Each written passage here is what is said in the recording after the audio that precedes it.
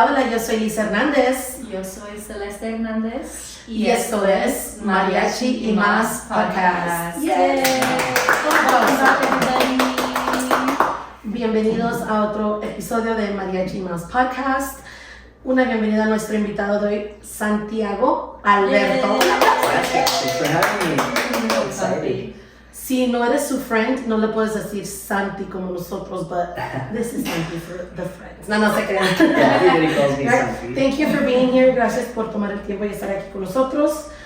Ya te habíamos dicho desde hace mucho y no se había hecho. Yeah. Ya saben, cuestiones de agenda, como siempre. Yes. Always the freaking agenda. But anyway, antes de empezar con el episodio, vamos a empezar con la frase del episodio de hoy. So, primero Celeste en inglés y después en español.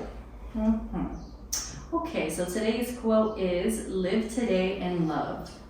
In love with who you are and with who you are becoming. In love with the past that helped you grow. In love with the future you're creating, that day by day is manifesting itself. Love is God and God is love. It's a deep feeling inside of you. Muy bonito. Y ahora en español. Vive hoy en amor, enamorado de quién eres y en quién te estás convirtiendo. Enamorado del pasado que te ayudó a crecer, enamorado del futuro que estás creando, que se manifiesta día a día. El amor es Dios y Dios es amor. Es un sentimiento profundo dentro de ti. ¿Qué I tal? love that quote. Muy bonito. Escrito por nuestro poeta, mi esposo, Robert. Muy bien.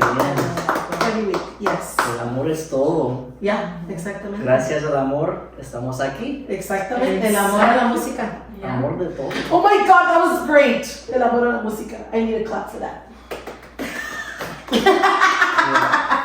I can imagine the applause. Yes. Gracias a la música tengo mis amigas aquí. Oh, tengo, thank you. tengo mi familia musical aquí en Los Ángeles, pues en todo el mundo. De Yo todos conozco gente que hasta en persona yo no conozco, pero Las en redes. Facebook, Instagram, todos somos una familia de mariachi. Yes. Yeah. Es bonito. Muy bonito.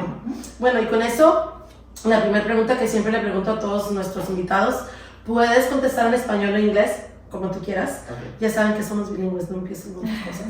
So, preséntate a nuestra gente si no te conocen, de dónde eres, qué generación de mariachi eres, en dónde vives y quién eres, pretty much. Go ahead. Okay, pues voy a hablar en Spanglish. Yes. Soy de Nuevo Mexico. I grew up in Española, New Mexico. I was born and raised there.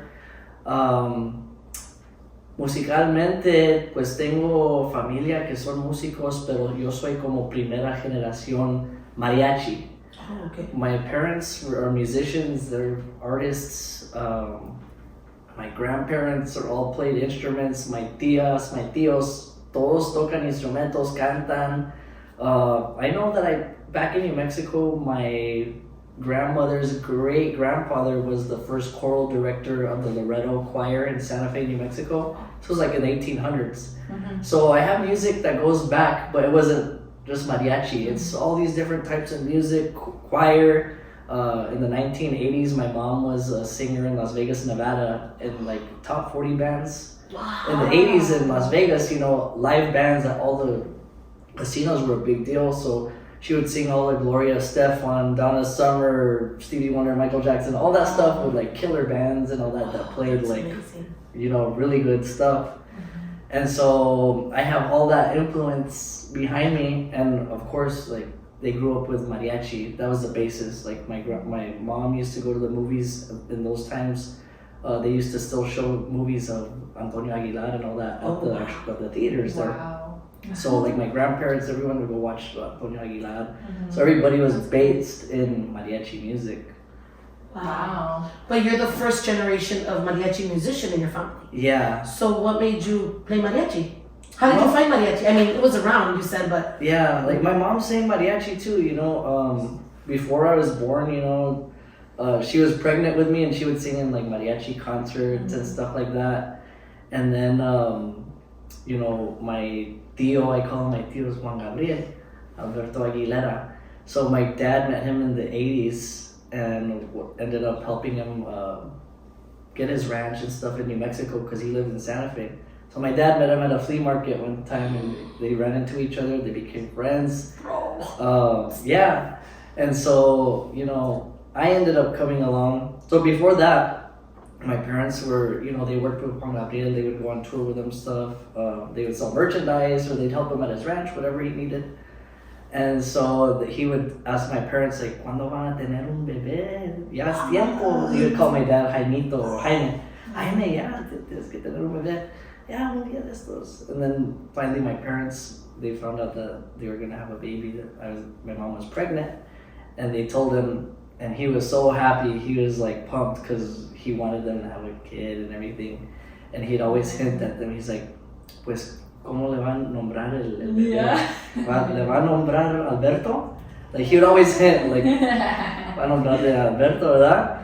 Oh, maybe. And, like, they knew it was going to be a boy, and they told him, oh, we already kind of picked the name, you know? It's Santiago after my dad, Jose after my grandpa, Espinosa. That was going to be my name, Santiago Jose Espinosa. Okay. But they said, you know, we'll throw in Alberto. Alberto, like Alberto Aguilera, right? That's his real name. So it ended up being Santiago Jose Alberto Espinosa. Wow. And then they tell him, oh yeah, él va a nacer en enero, el 5 de enero. Wow. Porque el cumpleaños de Alberto era el 7 de enero. Oh, damn! And then when he's like, va a ser niño. He wanted it to be a boy for some reason. Va a ser niño y va a ser Capricornio. Like, he was so happy. And he'd tell my mom had like blonde in her hair. And, no pintas el cabello, no es bueno para y tú vas a comer saludable como yo. Aquí no comemos pizzas, nada de eso. Tú vas a comer muy saludable para el bebé. And he was always like, Jaime, tú vas a ir conmigo, me vas a ayudar. Angel, tú vas a quedar en la casa porque you need to be careful. Oh, wow. Very like careful about that. Right. And then I ended up being born. My grandparents and like some of my family were there at the hospital, and the first visitor to come was him. Holy smacker dog. And this was 1993. That's so amazing. There's no cell phones in that time. No. So my dad told him, hey, the baby was born today. Pues ¿dónde es el hospital? Yo quiero ir a visitar el bebé. Oh, pues está aquí en Española. Okay, so he drove. Well, he got lost. And he couldn't find the hospital, so he had to stop at a payphone somewhere and call the hospital and call my dad. And he tells my dad, oye Jaime, ¿dónde está este maldito hospital? Estoy buscando. No, tienes que cruzar la puente y todo. Okay, so he came and he visited. We have pictures, he's there with us. But he was so excited that I was Capricorn, so we always had like a cool little bond, me and him. Can we share that picture? Would you get us a copy of that? So we Yeah. Can... Okay, so Yeah, we'll put that picture up for you guys at the hospital. Yeah. That's insane. So having all that already set me up. I couldn't be anything else but a musician probably, right? Well, yeah, I mean... And I just naturally loved it because I felt like everybody was a musician. Because everywhere I went when I was with family, it was always music. You know, my aunts and uncles, we'd go have Thanksgiving or something, they bring out the guitars. I go to my tío Alberto's ranch. He has this big recording studio. Sometimes his mariachi would be there rehearsing. They'd stay there for 2 weeks. Rocio Durcal would be there. Did you meet her? I didn't get to meet her. I was like... My mom and dad met her. Oh, they have pictures with her, with Armando Manzanero. No. Yeah, pues imagínate. Jose, everybody. Lola, Malia, Lucha. They would come for his birthdays. Yeah. I got to be around them. I was a baby. But you don't remember? Yeah, of course. I didn't get to talk to them or meet them. Yeah, of course. But I was around them, so I was always exposed to mariachi. Yeah. And it like naturally, it was just ingrained in me. Yeah. That's That insane. is so crazy. So he's your padrino. He baptized you? No, I call him my nomás padrino because Oh. he helped me with my first album and stuff, but he wasn't like Catholic or Oh, like got really it. religious or anything. But you've known and him neither since you were were we. born. Right. But like he's basically like Yeah. my padrino, so Damn. That's like That's you why I grew call up him. like my friend. Like, my friend Juan Gabriel. Like, what? yeah, he gave us some VHSs of his Palacio de Bellas Artes concert. No. And another one, and I was like 3 years old, and I would just dance on the coffee table, like watching his videos all the time. I was like, I have that whole concert memorized, like all the arrangements, everything. You still have Just from it? watching it so much. Your mom has that. Yeah, but it's so beat up, it probably doesn't even work anymore. Oh my god, that's amazing. Yeah, Dad, he gave us the whole scoop in like the beginning of this. Yeah, so that's just the preamble, and my mom had her band and all that, and I grew up, I loved the drums, so I used to play the drums. When I was like 3 years old, my grandma Flora got me a little kid drum set for Christmas, and I fell in love with that. And I beat it up in like 2 weeks. It was like destroyed. So my parents are like, oh, Santiago le gusta tocar la batería, so we'll get him a drum set. So at a thrift store, they found a big one, a regular size one, and they surprised me with it. And I was so happy with my thrift store drum set. And I had rhythm already, from always listening to music, so I picked up fast. I ended up playing like in my mom's band as I got a little older. Nice. And then it wasn't until I was in 7th grade that they had mariachi at my school, middle school. And I joined the music class because I wanted to be in band to play the drums. Right.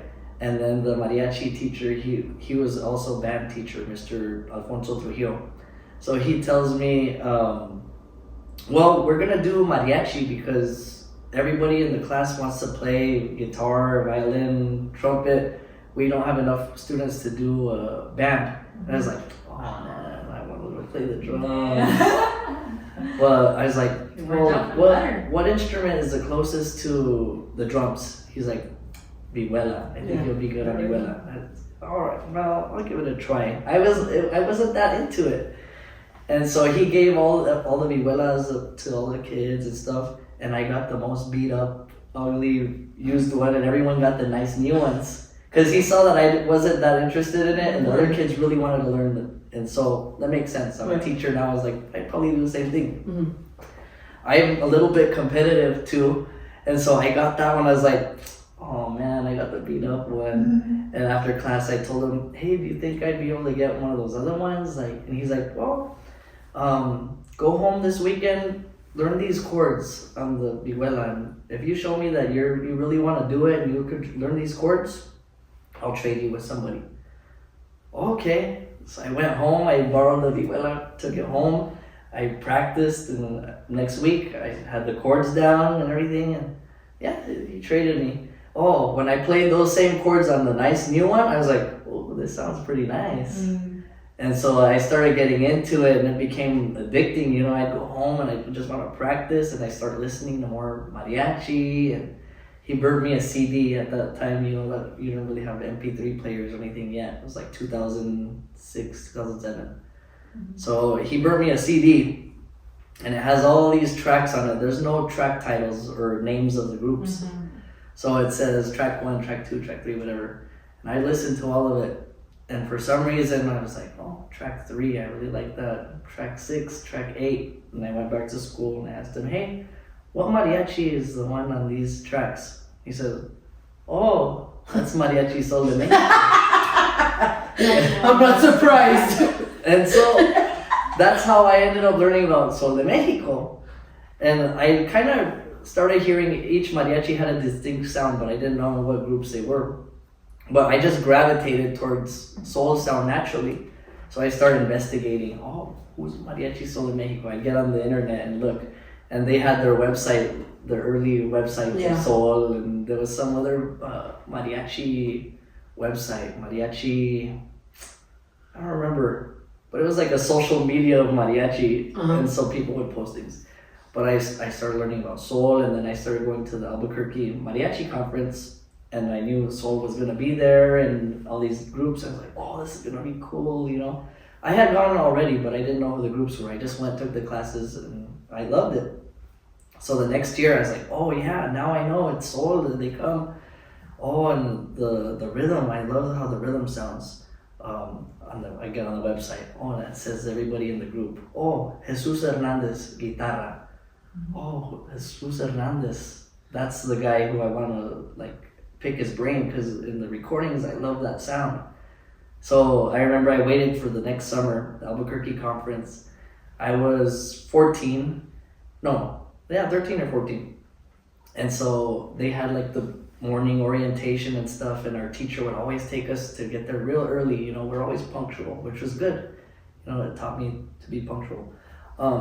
So we're there early, and Chewy, he's very punctual too. Those of you that He know sure is. Chewy, he's always early and everything. So we're there, we're the first ones, Chewy's the first one there too.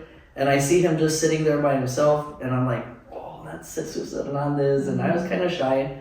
But I remember my mom telling me, like, when you go to the conference, you know, you're going to meet all these people that you can learn from, so don't be shy, you know, it's your chance to ask and stuff. And I'm just looking at him, I was like, all right, I'm going to go talk to him. And so I go by myself, and I say, hey, are you Jesus Hernandez? Oh, yeah, mijo. Everybody calls me Chuy. I'm Chuy. What's your name, mijo? Oh, I'm Santiago. I play the vihuela. Oh, great. Are you going to audition for the master class? He asked me, and I said, yeah, I'm going to try it out. Like, I've never auditioned, but I learned about it last year, and I was practicing, so yeah, I'll audition.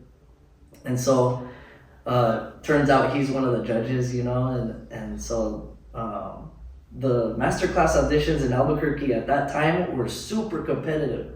Everybody would be practicing all year long just for their audition. Everyone shows up in a coat, you know, like this. And Jose Hernandez is there, you know, he sits in a chair up on stage right in front of you. You get on stage and you play, and Jose's just there like this. You know? He's still like that. And he doesn't, you know, he doesn't show like if you're And, yeah. If you're in or not. He just looks at you Straight and face. okay, tócame un son. Okay. And then to top it off, he's there. Behind him, you have Rigoberto Alfaro, Miguel Martinez, Jesus Rodriguez de Hijar, Chuy Hernandez. Oh my gosh. The panel was all the icons there. And so it's like, if you could play in front of them, you You could play anywhere. could play anywhere. Yeah. So the pressure was there, and so I ended up making it. And I was one of the youngest ones. I was in 8th grade. All the other kids were like high school or college. Junior high. Yeah. Nice. And so, you know, that got me more motivated, and I took the classes with Chewy, and I got to learn from him, and we became good friends, you know, as he became like my mentor. And we had a lot in common. We liked basketball. We talked about the Lakers and all this, and we talked music, so it was fun. So, you know, that kept me going, like striving for more, because I saw like, wow, in mariachi, there's a lot of potential, you know. And so I practice all the things he'd tell me, you know, during the year, you know. And then I'd be back home and I'd be practicing, and I'd go to my tío's ranch, and I'd see the mariachi de mi tierra. They'd be there too. Maestro Rigo Gomez, he was their musical director. He was super nice too. And I'd see him since I was a little kid too. And as I got older and they saw that I liked the vihuela, they would say, oh, mijo, trae tu vihuela y vamos a ensayar. Ahorita, tráete la vihuela. Okay, cool. So I'd go over there, they'd be practicing El Principio and all that. So I'd be taking all that out and asking them questions and learning from them. And one day it was a Friday afternoon. My parents came to pick me up from school, and my tío Alberto came with them as well. He wanted to go for a ride. So, you know, they picked me up after school, and you know, all the parents, everybody's outside, and they're like, hurry up, your tío's with us, we don't want to stay too long. And so I get in the car, we're ready to go, and then I say, wait, I forgot my vihuela, I need to take it home to practice over the weekend. They're like, you better hurry. And so I ran to the band room, I got my vihuela, I come back in, and then tío Alberto's there in the back seat, and I'm like, oh, hey, ¿cómo estás? Muy bien, hijo, nomás quería salir del rancho y venía con tus padres. Traes tu vihuela, ¿verdad? Oh, yeah, pues sácala. So we're in the car, and we're like driving around, and he's like, oh, ¿qué estás aprendiendo de la vihuela? Pues, no, unas canciones. A ver, mijo, tócame un son. Okay, so I was like getting quizzed. Muy bien, okay, un guapango. So he went through like different rhythms, and he's like quizzing me, and he's like, pues vas bien, mijo. So he'd always keep an eye. And then like a few months later, he went on tour or whatever, and he came back, and we went to see him, and he says, hey, tengo una sorpresa para ti. Oh, cool. He freaking bought your vihuela. That's later. So he bought me some trajes. He got me the different colors of his mariachi. I got like a brown one, a blue one, a black one. And I was like, oh, that's cool. Like I had like little suits for me. Yeah. And because he saw that I loved it, like he could tell, like if you really loved it or if you didn't. And so later on, you know, I would always say, like, I had like a beginner vihuela that my parents got me at the local music store, and I just loved that thing. So later on, I would see like Tony Zuniga or the guys in Albuquerque that played, and I noticed all the good vihuela players had a Roberto Morales vihuela. Right. That's like, you have one of those, you're set. And so I tell my parents, hey, I want to get a Morales one of these days. Maybe, you know, we could save up and I'll get one. Yeah, so my dad was asking the vihuela player from Mariachi de mi tierra, they were at the ranch, ¿qué tipo de vihuela tienes? Oh, es Morales. Ah, mi hijo quiere una de esas, ¿sabes cómo conseguir una? Pues vamos a regresar a México en una semana. Si quieres, te lo dejo y tú se lo vendes. Oh, yeah, okay. So my dad, they were about to leave for Mexico. So my dad went to my tío Alberto and tell him, hey, the vihuela player wants to sell me the vihuela, I want to get it for Santiago. Can I borrow some cash? I don't have the cash on me. He always had cash. Of course. Oh yeah, few $100 bills, you know. How much do you need? Yeah. So he's like, yeah, okay. And so he gave him the money or whatever. My dad brought the vihuela back to me. I was so excited. So when my dad went to go pay him back, he said, no, you don't gotta pay me back. That's for Santiago. Do you still have it? I still do. And I'm never getting rid of that one. That one. Yeah. Do you use it? Yeah, I use it a lot. Really? You know, like for a while I stopped using it because I was like, no, I want to take care of it. But that's what it's for. You gotta use it, and it has such a nice sound. I record on it. I take it to SoFi Stadium. Like, I'm careful with it, but but it's I know that's what he would want me to do with it. And everybody's like, no, you gotta use that thing. You know. Imagine like if we have kids one day, like you're gonna be like, dude, look, this is like given from the one, the only. You know, that's insane. That's amazing.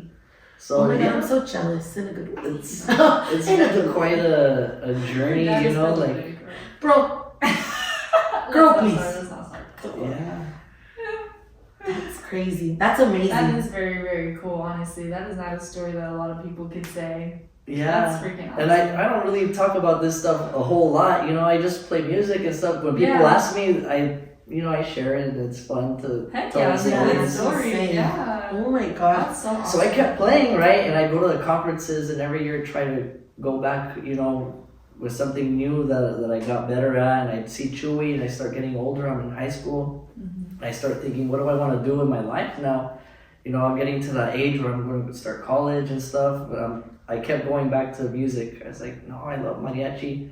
I think I want to move to LA and you know, see what happens, you know. And so I started going to school. I started college. I was a jazz studies major my first year. What did you play in jazz? Drum set. Oh, okay. Drum set, percussion. And then I ended up moving to Albuquerque to go to school at the University of New Mexico, and I switched to music education. So I was there in my last year of where I was going to do student teaching and all that stuff. Jose Hernandez reached out to me, and he says, hey, amigo, I'm starting an academy and we need mariachi music teachers. Like, I know you're going to school for that and everything. Like, would you be interested? And I was like, yeah. Like, and I thought, wow, this is my chance to move to LA, and I'll have a job. You know, I won't be like, you know, I'll have some income coming in, and that's my shot, right? So I said, yeah, like I'd love to. So I made a little plan how to do it, but I couldn't transfer to another school here and still be music ed and do student teaching and all that. So I thought, I talked to my advisors at school, and I said, what can I do to finish school? Because I just need one more year and I want to get my degree. Right. They're like, well, what you could do, you could switch to a liberal arts degree, and then you pick like some fields to put emphasis in. And so you could finish online by living in Los Angeles. So I thought, okay, I made it work. You know, when there's a will, there's a way. You know, I didn't say, oh, you know what, Jose, I can't go. I gotta finish school here. But I always figure out a way how to make things work. I've always been that kind of a person. And so I made it work. So I moved out here. I finished my last year of school, full-time online classes, 16 credit hours and teaching. And then I started doing gigs and stuff too. And like little by little, I kind of knew some people around here who would start taking me to gigs and all that. And so actually, rewind real quick, when I was in the 7th grade starting mariachi, my mom was practicing with this mariachi in Albuquerque that I ended up working with too. They were really good, Mariachi Tradicional, the Jose Carrillo. They were cool. I learned a lot from those guys. But Julio and Angelica Hernandez, Angelica is from Albuquerque. And so I knew about her too. I was like, oh, she's one of the reinas. And like, I looked up to her too. I was like, she's an amazing player. She sings well. And she's like one of us. So if someone like, if she can do it, I could do it too. You know, it gave me that like confidence and excitement. So her and Julio had moved back to Albuquerque for a little while. And so they were in the mariachi that was gonna accompany my mom. And so I saw Julio and Angelica at the practice, and I took my vihuela to practice too because I just wanted to like ask questions and stuff. I saw them, I was like, oh wow, that's Angelica, that's the reina, and that's Julio, that's the guy that played on tour with Luis Miguel and everybody. And so I went up to them, I was like 13, and, hola, yo soy Santiago. I asked Julio, tú eres el que toca en el video del Rey de la Huasteca, ¿verdad? Ah, sí. You know, he talked. Yeah, right away. He was so nice to me, you know. And so, yeah, and they were so cool. They saw that I love mariachi too. And Angelica was like, yeah, like if you ever want to like keep playing, ask us questions or whatever. And so later on I saw she was in LA. So then I told her, hey, I'm gonna be moving there. And her and Julio helped, like, they would talk to people and tell them, hey, our friend from New Mexico is moving, if you need a vihuela player. Like, I ended up going to work with Joaquin Rodriguez, Ernesto Molina. They introduced me to some good people with Mono. So I got to go start working with those people and learning from them right away. And I was just like in heaven. I was getting my butt kicked too. I didn't just come in and, No, it's like I thought I was good, but over here it's another level too, and it's like, okay. So always being challenged, and still, I'm always learning, and I love to pick up new things, and it's fun. Yeah, that's amazing. I'm like all invested, like, oh my god, I want to go. So let's start off with a question. Yeah, let's go. You did get a lot of questions. And a lot about New Mexico. Yes. But the first one I'm going to ask you is, if you could have coffee with any dead musician, who would it be and why? Oh, that's a tough one. With a dead musician. Or artist, I would assume. Artist. Composer. I already have two in my head. Man. One person I would be very interested to talk to is Michael Jackson. But I feel like he would be kind of shy. He's like, I'll take tequila, I don't drink coffee. Yeah. He said, I feel like he'd be shy. Like, because you see interviews of him, and he's always like very quiet. Yeah. But I like to learn from people. I watch a lot of documentaries and stuff. So I like to know people's biographies. And how about a Mexican? Mexican artist? Yeah. Rocio, probably. Really? Rocio. She seems like she would have been cool to talk to. Well, she wasn't Mexican necessarily. She was from Spain. But I mean, but she was cool. Also, maybe Armando Manzanero. Yes. I would like to pick his brain a little bit. Awesome. Those are good ones. I like those. This episode is sponsored by Ontario Volkswagen. Oyes, Manny, casi me llevo este zorrillo a casa, está bien chulo. Vi aquí que dice top rated. 5-time top rated dealership para Carfax. ¿Neta? Ajá. Vengan a preguntar por Manny, la verdad, por mira, favor. Manny. Sí, la verdad, sí me gustó el carro. Ok. Pero, pues, ¿para qué te miento? Pues mi crédito está irá 2-3. ¿Qué vas a hacer por No mí? hay ningún problema, mira. Aquí en Ontario Volkswagen trabajamos con crédito malo, obviamente crédito bueno, no crédito, o si no tienes seguro social, también te podemos ayudar. ¿Neta? Con ganas de comprar, aquí se hace la cosa. ¿Y tienen muchos bancos con los Tenemos más de 20 bancos, ¿Neta? hasta 50 bancos que podemos usar. Y trabajamos con toda la gente. Oye, si no quiero dar down payment. también eso es posible. ¿Sí? Todo depende de ti. Si quieres comprar, aquí podemos ayudar. ¿Qué piensas de los músicos que empiezan ya tarde en edad versus uno que empieza de jovencito? Sí, como dicen, nunca es tarde para aprender, pero that gives you a slight disadvantage. I don't know, how do you say disadvantage in Spanish? It's okay, pero ¿por qué? ¿Por qué piensas? Well, just time. El tiempo, como a veces dicen, para ser un maestro en algo, tienes que dedicar como 10,000 horas de estudiar para que la tienes muy bien. Pero a veces hay gente que le aprende muy rápido y sale muy bien, pero alguien que tiene el talento pero que empezó a una edad muy pequeño, siempre va a tener como un poquito más experiencia, pero también puedes, con mucho trabajo, el trabajo tal vez también está más importante que el talento. Right.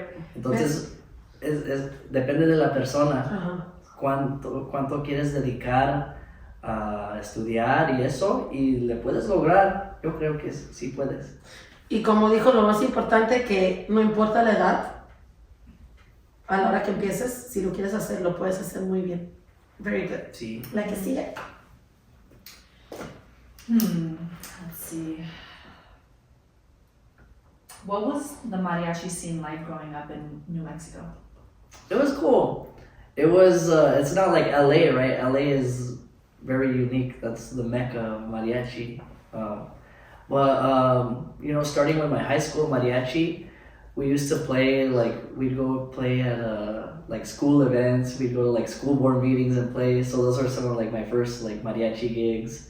And then growing up, my first gigs actually working, making money. I used to play in this group where it was like buddies of ours. We'd go to Santa Fe, which was like a bigger city, because I'm from Española, which is a small town in the mountains.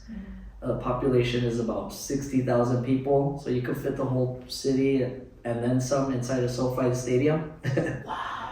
There's That's no beautiful. freeways or anything. That's great. It's all rancho. Do you have It's traffic? beautiful. No. Absolutely not.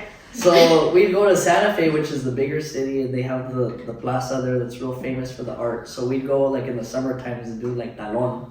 And we used to go, there was this place called Fur's Cafeteria, which was like a Golden Corral. And the manager was Mexicano, and he told us, hey, cuando quieran tocar, vengan al restaurante y tocan como 45 minutos y nos van a dar comida. Si Oh, quieren nice. comer. So we wouldn't make any money. We would go play at the tables and we get to eat. So I was like, wow, this is cool. Like, you get to play and you get a free meal at this place? Heck yeah, count me in. So we'd go play 45 minutes there, have dinner, and then we'd go to the plaza and we'd just play outside all night for tips. Nice. And so all the tourists, we play for tips and all that. And I thought, wow, this is cool. I'm making some money too, like doing what I love. Can't beat it. Yeah. Then later on, there was the groups in Albuquerque. There's two groups that were like very popular at that time: the Mariachi Tenampa and Mariachi Tradicional. And so when I'd go to Albuquerque, I was like, oh, those are good groups. And sometimes they'd accompany my mom, so I get to see them.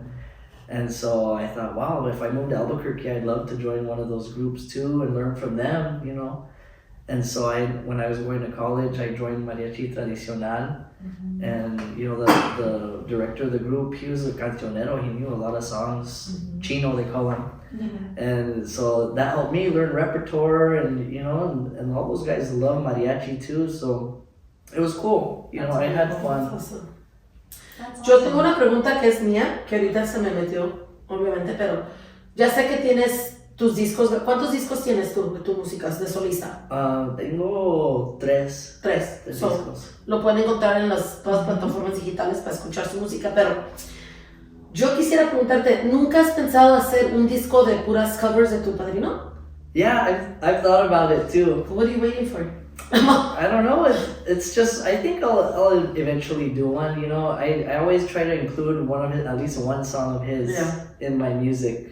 you know. Yeah. He has so many good songs, and Oh there's a my lot of good ones that aren't even like the most popular, like Querida. Yes. But when you hear it, you're like, oh, that's an It's a amazing Juan Gabriel. song. You could tell. You could pick any of those songs and do Yeah. it, because I don't think I'd want to record like Querida or the iconic ones, because you know he already did them so good, like, you know.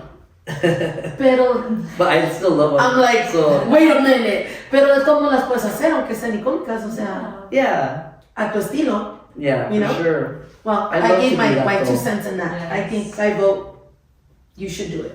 Yeah. Alright. Si ocupas corista, aquí me tienes. Yeah. Cool. Yeah. I'm down. My mom's one of your biggest fans Thank too. She you. hears your music. She's like, wow, she sings beautifully. My mom sings beautifully too. Yeah, she I remember does. going to Casa Sanchez and she was there. And Oh. I met your mom. Yeah, and she sang with you. Yeah, that's right. Yeah, she sings very well. No, I've heard her. They Stage have presence a will be great. yeah, they have a song together. I have it on my phone. I've Yeah. heard her. She's great. I don't know her, but hi, Yeah. thank you. My mom. Kisses to Albuquerque, to your mama. Yeah. But yeah, that was my question, because I'm like, hello, like you have everybody else recording his songs, you know, Yeah. like even me, like hello, why wouldn't you do it? Like imagine a whole, I'm already over here The like, full album. I already got the full list for you, Santiago. Let me tell you. I've definitely like thought about it and talked about it, because when I did my first album, he helped me pick the songs for them before he passed. And so, like, there's even one on my music video of Amor de Estudiante, Mhm. I put a clip in there of some of the audio. We were picking songs, and you hear his voice talking about, you know, the song and how the ideas for it. So he was the one that kind of like, because I played mariachi and I always liked being in the groups, but he'd always like tell me, mijo, tienes que grabar un disco, algo, cantas bien, like. And so he kind of inspired me to do that. And then when he passed, I hadn't finished the album yet. But I was writing the arrangements, because I love to write arrangements. And so I was working on those, and then nothing really happened with it. And then I thought, you know what, I'm gonna finish this. That's what he would want me to do, you know? Yeah. So I finished the arrangements, and I ended up recording it. It came out really cool, and Amor de Estudiante ended up being like my one-hit wonder kind of thing. Wow, that's awesome. His oldest son, Ivan Aguilera, ended up like being my manager, and he helped me produce that album. Nice. So I ended up kind of doing like a little solo thing there, where I went on Despierta America. I went like on a whole press tour, and people in Espanol, all these like interviews. It was fun.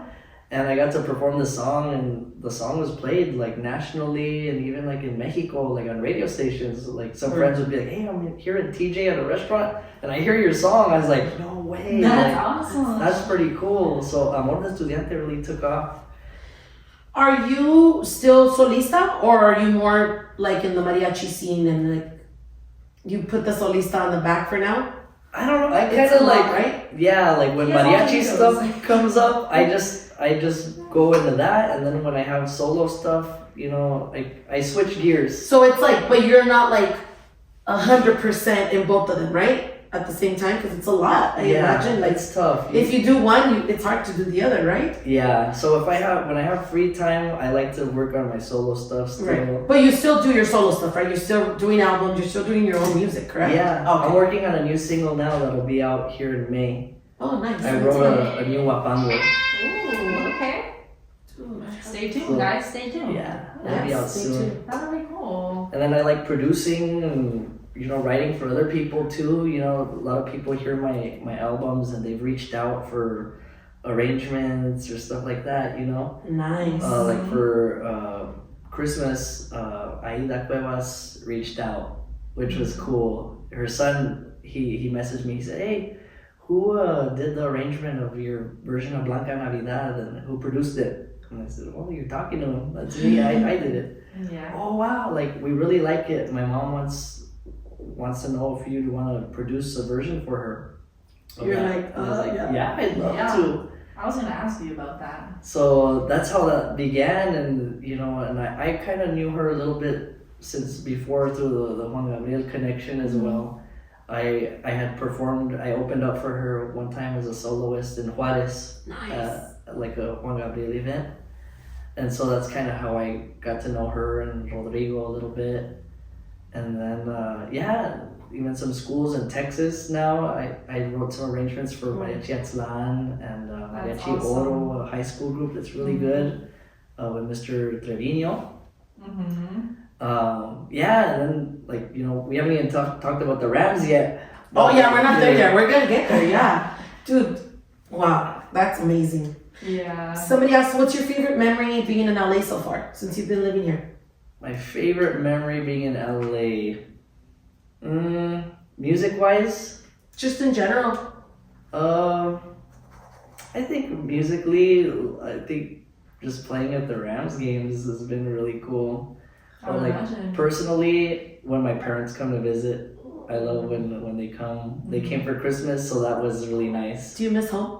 Yeah, I miss home. Would you I go miss back? my family and my friends there, but I feel like LA is my new home. Like I was meant to be here. You're an LA guy, yeah. That's what Angelica says too. I'm like, sorry, New Mexico, you lost them. Yeah, but I bring New Mexico with me. Yes. And Yeah. that's what shaped me and Yeah, of gave course. me, so Yeah. I love both. Well, thank you, New Mexico, for sending us great musicians this Yes. way in LA. Thank you for that. Musicians. Yes. Yes, that's important. Very humble and friendly and nice and sweet. And yes, I'm gonna stop there. Yeah. Next question. You know who you are. Anyway, how is life in LA different from life in New Mexico? That's great. It's very fast paced here, but I like it. I like being busy, and when I'm not busy, I'm like looking for something to do. I'm always trying to work on projects and stuff. And when I go home, it's really nice. It's relaxed. The cool thing is you go out at night and everything's like really dark. It's like No everyone's light home and stuff. That's Yeah, awesome. I went home not too long ago, and Monica, my girlfriend, went with me too. And she'd been there before, but not to like hang out. And we were just like so like excited about. You could see the stars like very Yes. clear. Like Wow. where my mom lives, it's very dark, so you get to see the stars and all that. Oh, It's cool. that's awesome. That's awesome. And the yeah. food, it's really good. Different. If you like spicy, that's the spot. Okay. I haven't been to New Mexico. I used to go as a kid with my dad when he would go to the festivals to perform. Yeah. We would go, but I haven't been there as an adult. I tell my husband and my kid, I used to go with my dad over there, I remember. Because we would go with him to the festivales and we would go to New Mexico, to Albuquerque, but I want to go. The balloon, they have a balloon fest, huh? Yeah, in Or balloon- October. I It's would never get beautiful. on one because I think I'd die, but I would go and be like, Same. Watching them is beautiful. yeah, I'll be like, I get pretty. Yeah. Te echo porras. Porque ni I modo get se ve. pretty. Yeah, qué bonito. I enjoy it from the ground also. Yeah, really? You've never been on one? No, I don't really like That's heights. true. and all that. I can ride on airplanes and I You fall need to do asleep it, and everything, Chulis. but I don't like the heights. Go, girl. Do it. I never really had a fear of heights. Then but, you're like, fine. recently, Oh. it's really been developing. Really? And I just, even roller coasters, I'm like, Chuchito, I cuídame. cannot imagine like an air balloon just sitting there, like in a freaking fabric balloon. Oh no. Oh my god. Yeah, I That's don't know how to crazy. do it. But That's awesome. Next yeah. question. What is something you haven't accomplished yet in your career that you want to do? Well, I like producing music and coming out with new things. I feel like I always set goals like I want to produce a new album and I want to make this one better than the last one. What can I do to like just keep growing, right? I feel like no matter what I accomplish, I want to find something else to like grow on or maybe try something new. Right. But That'd be cool. I'm happy with what I'm doing and I love what I do. Maybe one day have a mariachi group of my own or something. Nice. That would be cool. What about producing other people? Yeah, I'd love to do that too. I've been doing it a little bit. Did you see that? You missed it. Oh, I yeah, like that. yeah, like I'm such a brat. I'm like, did you guys get that? Because they did it. They missed it. yeah. Well, you see it. I'm just kidding. I'm just being a brat. I'd love to like if people listen to my stuff and Yeah, of course. people ask me, and I Definitely. have gotten some gigs like that producing. In fact, I helped produce the last 2 albums for Pique Romero also. He's a good friend now. Yeah. He's really cool. we never really knew each other that well. Like when you play vihuela and you have other vihuela players, you don't really meet all the vihuela players because there's only one vihuela player in a group, so you don't go to jobs with other vihuela players. So we knew of each other, but we never really met. So he had gone to a Rams game to go see when Tom Brady came with the Buccaneers because he loves like football and Tom Brady and all that. And so, you know, I was with the Rams and he was talking to Chewy after and he said, hey, está chido el mariachi y los arreglos están chidos. Lo que escribe José para el grupo suena muy bien. And Chewy tells him, those were Santi's arrangements. Oh, poco. Like, wow, I thought that was Jose because he writes stuff like that. Because that game we had played Rocky. Oh, okay. Rocky. Yeah. So I adapted it to the mariachi. And we played some other stuff, probably like Low Rider, things like that. Right. So I write stuff like that for the group.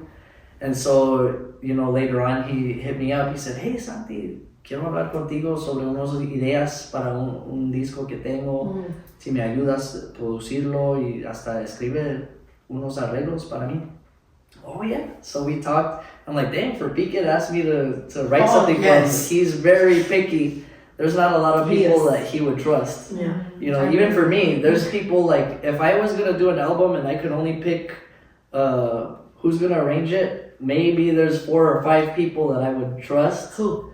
Let's see. Well, for my taste, you know, there's tons of arrangers that are all really good, but for my personal taste, the first person obviously would be Jose Hernandez. Yes. Roberto Alfaro, he's not with us anymore, so he can't. I can guess that. You know that's my dad's Nino? Is it? Mm-hmm. That's so Fun cool. fact. It's crazy. Yeah. He's such a nice man. Yeah. I have really good memories of him. Number 3? Number 3, so I said Jose, Rigoberto, Jesus Rodriguez de Higar. I would take Pique. He writes he did an arrangement for me too. He's done a couple. He's great. He's an amazing musician. Yeah. And another one that people don't really hear his arrangements too much yet is Adrian Mendoza. Oh, yeah. He writes really good. He's a great musician and he writes beautifully.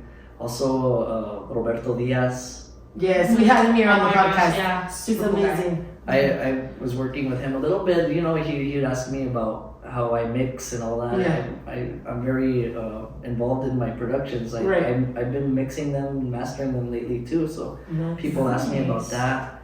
Another good arranger is Eddie Lopez from Texas. I haven't met him. I've heard so much about him, but I've never met him personally, but I've heard so much about him. Yeah. Interesting. But yeah, Pique es great. Saludos, Pique, porque nunca contestas el teléfono. Hi, my friend, ¿cómo estás? I told him already. I told him, and he was like, I don't like to do interviews. Yeah. I'm like, oh my god. Yes, we asked him, Santi. Le preguntamos que estuviera en podcast y no. I'm like, it's not an interview, it's a conversation. Pero, ¿sabes qué? Whatever. He has a lot of cool stories. Yeah. No, es un músico. I mean, ¿qué te puedo decir yo? Él grabó todo mi disco. Increíble. Incredible. Super talented. Yeah. Incredible. Y más cuando les das freedom. Haz lo que quieras. Hasta más creativo te sale, ¿verdad? Yeah. But yeah, he's an incredible. He's a great person too. He is. See. But okay. So my last question that I have here was, what was the best advice que tu Nino Juan Gabriel te dio?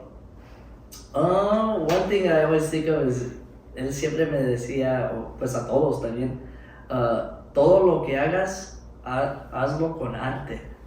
Nice. You know, like, todo. If you're decorating your room, try to do it cool. If you're, you know, any little thing, you know, the way you do your dishes, you know, have a structure to it, you know. So everything I try to do con arte, I think about that and make things beautiful. Yeah. Also, when I was like, I used to show him some of my arrangements too. And so he told me one time, mijo, suena bien, pero hay muchas cosas pasando en tu arreglo que cuando yo escucho es como estoy hablando con alguien, como es el cantante, pero hay mucha gente alrededor que están tratando de hablar conmigo a la misma vez. So he's like, when you write an arrangement, always think about the singer. And that's the person that's talking to the listener. And you don't want to put too many things around it where you're overwhelmed, you know? Like you can't concentrate. That's the the singer. connection with the singer. Got it. So that was good advice, Yeah. from him musically, because we got to talk musically, which was cool. He didn't talk music with a lot of people because most people were just they weren't musicians. Right. But we understood each other like that, so that was cool. He'd give me little tips, and so I take a little bit of that and things that I've learned from Jose or from different people, my influences, and I put that in my music. Which makes my sound, I feel.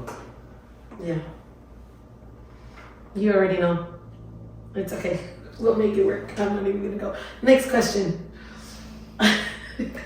So how is it being in the Rams? It's awesome. I love it. Yeah. It's really cool. It's something that came up that I never thought could even be a possibility. I was living out here in LA. I was playing with Mariachi Corazón de mi Tierra with my friend Chris Rubalcaba. He's a really great friend, and Chuy plays with him. So we played there, and then I had broken my wrist over the summer. No. So playing basketball out on the concrete, I fell back and boom, my left wrist. I was out for 2 months with a cast and everything. So I was actually getting ready to do a big solo concert, like my first big concert at the Santa Fe Opera House. And so I had to heal for that. So I had gone back home and I was spending time with my mom there and stuff. I couldn't play, I didn't have any gigs or anything, so I just went home for a little bit. And I get a call from Jose Hernandez, and I'm there with my mom, and I'm like, oh dang, Jose's calling. I'm like, okay, cool. Hey maestro, ¿cómo estás? Hey, muy bien, amigo. Hey, we're starting a group for the LA Rams. And I'm like, the football team? He's like, yeah. Like, oh, that's cool. Like, yeah, they just contacted me and I'm putting a group together, and I wanted to see if you'd be interested in playing the vihuela and helping me put the group together. Chuy's in, and I'm talking to Julio Hernandez. So like you three, you're like there, and you guys help me and we'll put it together. I was like, yeah, like I just broke my wrist though. When does it start? He's like, oh, it starts like in August, September, and this was like July or June, and I was like, oh man, like I don't know if I'll be able to, but I really want to do it. And he's like, nah, mijo, tú puedes. You'll be fine. And You'll be I wanted fine. to do it, so I was like, yeah, count me in. Like if I gotta go play with a cast or whatever, I'll do it. Like Yeah. I wanna go for it and try it. This is something new that no one's ever done before. I think I willed myself to heal like really fast just from the excitement, and I would like pick up the vihuela, it would hurt, and I would still be like working on it. I'd get the remote control, I'd have tennis balls, I was like doing every little thing you could do to heal. Yeah. And it healed great. I broke both my radius and ulna, which was pretty bad. They thought I might need surgery, but it healed just right, thank God, and I was like praying too, like help me whatever I can. Absolutely, yeah. This is what I love to do. Wow. So we start rehearsing with Jose and putting some repertoire together and all that. We go to the LA Coliseum. That's where the Rams played before SoFi Stadium was there. And so our first gig, they had a stage near the field for us, and all of us were like, we were excited, but we were like, dang, I wonder how the crowd's gonna perceive us. Mariachi is a football game. Like, let's see, we're either gonna like be loved, or what if they start booing us? Like, we never know. Like, we don't want mariachis here at the football game. Yeah. So we went, we did our thing, we came out with a Son de la Negra, and the place erupted. Like, even the players, like, on the sidelines, they were all like, they didn't know us. It sounded like when they scored a touchdown when the mariachi came on. Right. It was just like exhilarating. You hear da da da, Yeah. but when you hear it in the stadium with the my echo and the guitarrón, bum, bum, it was cool, and all of us felt that energy, and we're like, oh, this is cool. And so it stuck. They kept taking us back. We played that whole season, and it kept evolving, and they ended up building SoFi Stadium. And during our first year, we're playing mariachi traditional stuff, and then the producers, they asked Jose if we could do California Love from Dr. Dre. And so Jose tells me, he's like, hey mijo, you want to take a stab at it, do an adaptation for the group? Yeah, like he knew I love to arrange, so that's like something I'm super thankful to him for for giving me that opportunity to write for the group, and Right. because he could totally do it too. He's Oh, yeah. the master at that stuff, but he knows I like it, and he's heard my stuff where he has faith in me that it's gonna come out most to important. his Yes. standard. And so I don't take that lightly. So I went home, I made an arrangement and stuff, we rehearsed it, and I tell the guys, all right, we're gonna do California Love.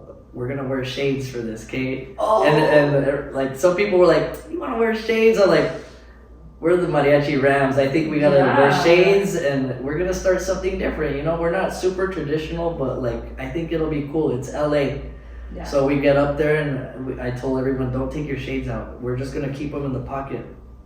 And then when they're like announcing us, we're gonna pull them out and we put them on. Right. And so we pull them out, we put them on. The crowd's like, oh, what are you gonna do? Dun, dun, dun, dun, dun, dun, dun. And I've never rapped in my life, but I studied the heck out of that. He's like, yeah. And I was like getting into it, and Chris, and we're like doing our thing, you know. Yeah. And the crowd loved it too, and so it was like, it was fun, you know. So that's like our tradition now. Whenever we do California Love, we put on the shades, and Yeah. little by little they start asking, oh, can you throw in some more stuff like that? So yeah, I came up with Oye Como Va, the Lowrider, and Tequila, cool Right. stuff like that to get the crowds involved. Yeah. And so yeah, it's been awesome, and You're still there, right? yeah, So how many seasons have you been there? 6. So you're one of the original ones that's still there? How Yeah. many originals are left? There's 2, me and You and Chris. Wow. That's Yeah. awesome. And I mean, I get it because people either can't commit, right? Because it's a lot of commitment, right? Yeah, you know, we gotta be able to rehearse, and especially when we play new music and all that, we wanna do a good job and have rehearsals and play together, because we don't play together like all year like a regular group. Right. We kind of just play during the season, so we want to have rehearsals and stuff where we can, you know, get that group chemistry together where we play tight, you know. Yeah, of course. So that's important. We want people who can commit, and the people who are gonna just represent the Rams organization, Mariachi, because when we play at SoFi, it's 70,000 people. We're literally putting on the biggest mariachi concert on earth for our time slots that we get. Right. And they're the spots in the game that we play pre-game show, we play like 10 minutes, and that's cool. That's as people are getting into the stadium. Right. But we play between the first and second quarter and between the third and fourth. And people don't leave their seats for that because it's a short time and they don't want to miss anything. Right. Whereas halftime, people get up, they go stretch, Yeah. you don't have as big of a response. So when we play, everybody's watching. Right. And so we actually have the fans engaged and stuff. So it's important that we try to represent mariachi at its highest level and give the fans something that they're gonna have fun with, that they can relate to, because not everyone knows mariachi music. Yeah. And still give them a taste of what we do authentically. So we have a nice balance of playing traditional mariachi music, and then we throw in little bits of, you know, pop music. Yeah. And I think my background of my mom playing top 40 and mariachi, and like growing up listening to all kinds of music, not just mariachi, helped me to write arrangements that aren't gonna sound like cheesy. Right. Sometimes you hear mariachi try to do covers of certain songs, but you're like, oh, like they're playing a D major chord, but really in the recording of Stevie Wonder or whatever, he's doing a D major 7 or some, you know, some, to give it the real flavor, as close to the real stuff as Right. possible. I take pride in doing that and trying to make it sound, you know, as authentic to what it is, but where the mariachi still shines. Yeah. That's amazing. So the last couple questions we have. Well, They it's were- mine. How was it with Snoop Dogg? Like, how was that? Like, you guys have done commercials and like. Not Snoop Is he- Dogg. We haven't worked with Snoop Dogg. We worked. That was Julian. No, but you guys did a commercial with Snoop Dogg, did you not? Am I No, wrong? that was. I think that was Julian Torres. He In the got on lowrider? I'm wrong. Yeah, No, we've done stuff They've with the done stuff in lowrider. Lowrider, but it wasn't Snoop Dogg. Yeah. Could have somebody sworn else. that Snoop Dogg was there once. I'm so sorry. So we're gonna cut this out. Yeah. Don't do it. The wrong thing. Yeah. Then. No, My bad. well, Yeah. we've met a lot of cool people and made relationships. You with guys did a players. lowrider one with the football player that yeah, came out that's- with the one with the hoodie, right? Yeah, And the, yes, with yes, Jalen yes. Ramsey. Oh, I there think you that's go. what I meant. Yes, that one. So you can ask it again if you want. But Okay, go.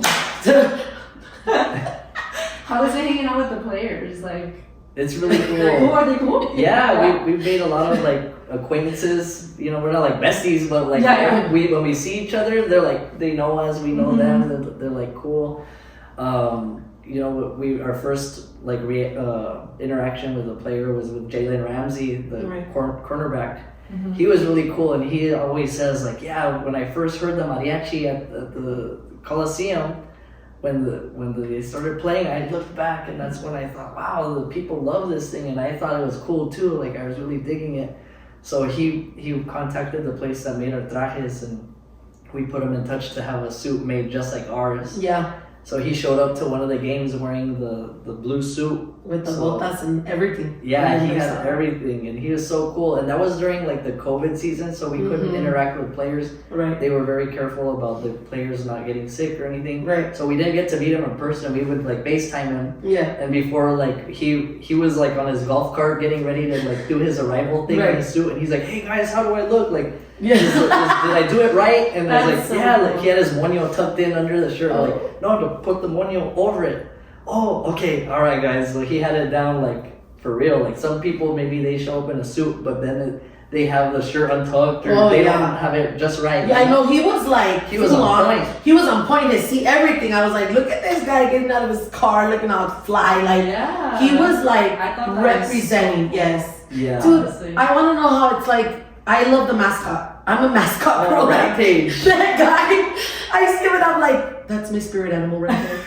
I would be the best mascot ever. Like he's amazing, dude. We love Rampage. He's so bad, cool. huh? And that guy, he's tough because to be in that, Yes. be in the heat, and he goes all over the stadium. He's dancing, he's running around, and he has a traje too. No, he does not. Yeah. I haven't seen him in it. Has he come out in it? No. Yeah. No, he has not. So there was 9 I'm gonna suits search made, that up. and then there was a 10th one that was made for Jalen Ramsey, and the 11th one was made for Rampage, and there was a 12th one made for this kid named Silas that we met. Okay. He was a big fan of Jalen, and he was fighting cancer, I think. Oh wow. And so he saw Jalen Ramsey wearing the suit, and he had met him, I guess, and he asked Jalen, "Can I have your mariachi suit?" Oh. He loved the suit. Right. And Jalen told him, "No, you can't have mine, but we'll make you one." Oh, that's so nice. So they made him one,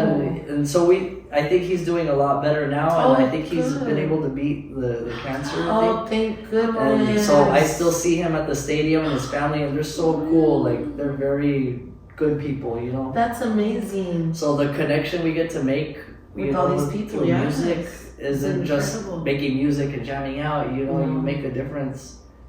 In people's lives, yeah. Like even that little kid, look at that. Yeah, even like one of the most like emotional but gratifying experiences with the Rams that I've had was when we went to Arizona to go play the playoff game that Uh-huh. got relocated because of the fires. Oh my god. So the game was supposed to be held at SoFi Stadium, and like you know the fires started happening, the smoke, the air was really bad, and SoFi's outdoors. So they're like, you know what, they're probably not gonna have the game at SoFi, and the NFL is trying to figure out what they're gonna do. And like 2 days before the game's supposed to happen, they officially announced it's gonna be moved to Phoenix, and it's supposed to be an LA Rams home game. So the LA Rams and the Cardinals, they got together, their staff and all their production team, and they decided that they're gonna literally make a home game at Cardinal Stadium.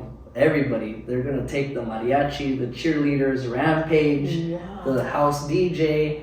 They're gonna put all the banners up like Rams. They painted the field with the Rams colors. They didn't. The Cardinals staff, they didn't have blue paint for the field, so they had to order from like Missouri and have somebody drive it in like within 2 days to paint the field with the Rams blue. That's amazing. And they had a charter flight for us, so that's like everything's moving fast. Yes. So Joseph, everybody's emailing each other like they're asking, can the Mariachi Rams go? Yes, we're in. We're planning to play at SoFi. They're like, okay, there's gonna be a charter plane for you guys, and so they took us with all the team in-game entertainers. We show up at SoFi. We leave the cars. They take us in the shuttle. And the shuttle literally just drove onto the tarmac at LAX. We didn't have to go into the terminal or anything. There's some back entrance that where the players or VIPs go. I've never been there. You're like, this nice. is cool. There's some back entrance. They drive us right up to the plane. They do a little security check as you're walking on. I'm like, wow, this is a big deal, And we get out, we land in Phoenix, same thing. They drive us off the tarmac, just straight to the stadium to do sound check, because that was the day before the show, the game. So it was a huge setup. Yeah, they set up a stage just like how they have it for us at SoFi. Wow. The sound people were super cool. All the Arizona staff treated us so nice. Wow. They went out of their ways. And all the Ram staff were there.